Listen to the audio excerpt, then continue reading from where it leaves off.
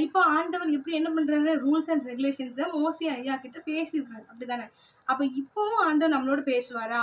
Rules and regulations பேசுவார்ன்னா, ஆமா. இப்ப அநேகர் என்ன சொல்றாங்க அப்படின்னா, பைபிள்ல எழுதி வச்சுட்டாரு. ஸோ அவர் வந்து நம்மகிட்ட பேச மாட்டாரு. அப்படி சொல்றாங்க. ஆனா, கட்டாயம் நம்மளோட பேசுவார். பைபிள்ல எழுத வச்ச ஆதாரத்தின்படி அத ஒரு ஒரு என்ன சொல்றது? உறுதியா பைபிள சாட்சியா வச்சு, பைபிள ஆதாரமா வச்சு நம்மளோட ஆண்டவர் ஒவ்வொரு நாளும் பேசுவார். நீங்க அப்படி அவர் உங்களோட பேசலன்னா, உங்க அழைப்பு என்னன்னு எப்படி நீங்க தெரிஞ்சுப்பீங்க? அந்த மாரி நம்மளுடைய ஸ்பெசிஃபிக் வேலை என்ன அப்படிங்கிறது வந்து, நம்ம ஏசப்பா நம்மளோட பேசினா தான் நம்மளால தெரிஞ்சுக்க முடியும். இல்லையா? அப்போ வந்து அப்ப தேவன் கட்டாயம் பைபிள்ல என்ன எழுதப்பட்டிருந்தா கூட, தேவன் நம்மளோட அனுதினமும் பேச வேண்டும்.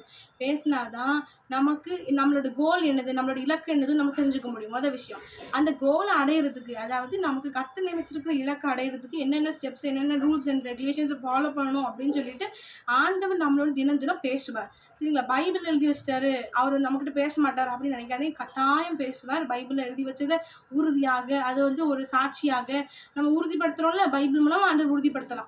ஆனா கட்டாயம் நம்மளோட என்ன பண்ணுவார்? பேசுவார். இந்த விஷயத்தையும் இது அநேகர் சொல்லிடுறாங்க, இந்த மாரி தேவன் பேசுறது வந்து ஒரு கற்பனை, அவர் பேசதான் மாட்டார் அப்படிங்கிறாங்க. கட்டாயம் பேசுவார். பேசினா தான் நம்மளால இந்த உலகத்துல நிற்க முடியும், ஊழியம் செய்ய முடியும்.